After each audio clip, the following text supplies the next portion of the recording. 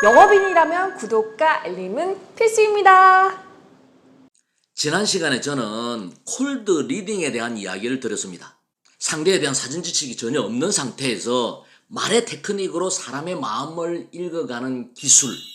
그래서 우리 모두는 콜드 리더가 돼야 된다. 줌아웃, 줌인해서 고객의 마음을 읽어야 된다. 이런 이야기를 했죠. 오늘은 핫 리딩에 대한 이야기를 해보겠습니다. 콜드 리딩과 반대되는 의미예요. 상대에 대한 사전 지식을 충분히 숙지하고 나서 사람의 마음을 읽는 것 같이 가장하는 거예요. 지난 시간에 점쟁이 이야기를 했죠. 사이비 점쟁이나 사이비 교주들은 브로커를 틀림없이 두고 있어요. 상대의 정보를 사전에 갖다 바치는 브로커를 두고 있단 말이에요. 그러니까 손님이 왔을 때 패를 보고 고스톱을 치는 거하고 똑같은 거예요. 상대에 대한 사전 정보를 다 알고 있기 때문에 몇 마디 던지면은 그냥 무장해제가 되어버리는 거예요. 이 한 리딩은 우리 영업인들도 고객하고 친해지기 위해서 활용해야 되는 아주 좋은 기법이에요.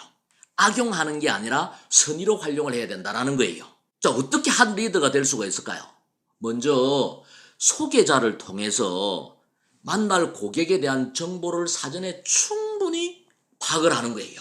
고객의 취미가 뭔지, 학교를 어디를 나왔는지, 관심사가 뭔지, 종교가 뭔지, 이런 등등의 정보, 가족에 대한 부분들, 경제력이라는 부분들, 이런 부분들에 대한 정보를 충분히 알고 고객을 만나는 거예요.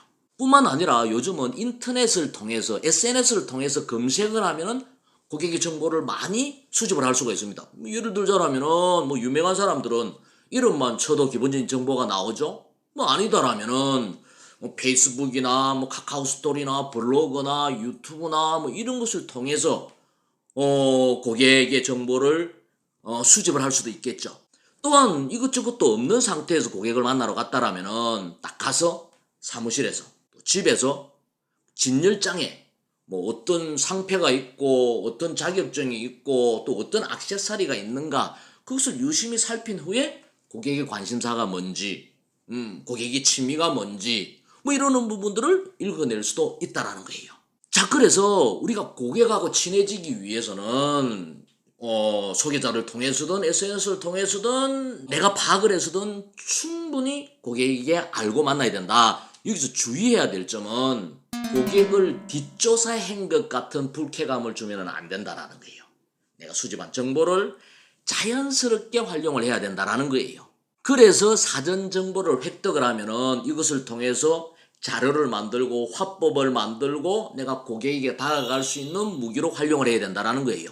그렇게 하면은 전문가다운 상담을 할 수가 있고 상담의 주도권을 영업인이 질 수 있다는 거예요. 사람의 마음을 읽는 기술, 콜드 리딩, 핫 리딩 명심하시고 우리 모두 훌륭한 콜드 리더, 핫 리더가 됩시다. 하석대TV 아직도 검색해서 보시나요? 구독 버튼을 누르면 매일 아침 8시에 올라오는 새로운 영상들을 빠짐없이 보실 수 있습니다. 하석대TV는 세일즈맨들의 성공을 응원합니다.